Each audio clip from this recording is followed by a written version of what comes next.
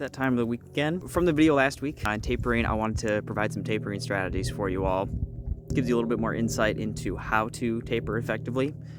In the past, when I do my taper, I generally have very structured base training plan. And when I start implementing more high intensity days, I tend to drop the amount of hours during those high intensity days. For instance, this might look like 3 hours a day for 5 days.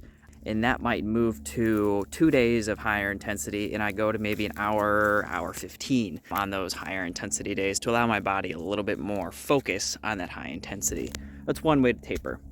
Another common method, and a lot of researchers do, is they take a generic training plan and they simply start cutting the hours over the course of whatever the 5 days that you are on by a certain percentage every single week.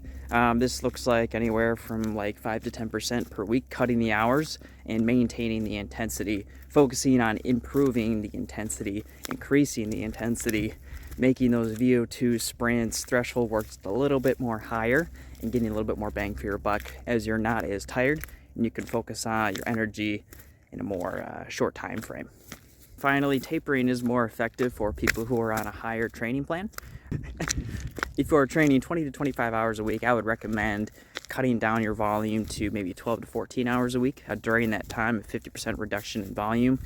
Some research says that 70 to 90% reduction in total volume up to the week of training is optimal.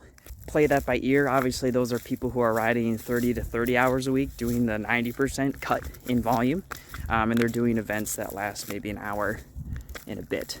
However, if you are in a lower volume training plan, tapering maybe 20%, 30% from that kind of number would be more beneficial for you, making sure that you are maintaining at least one long ride a week, maybe two.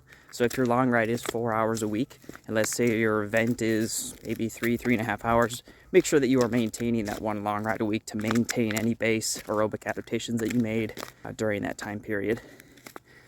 Anyways, I hope that cleared up some of the questions about tapering.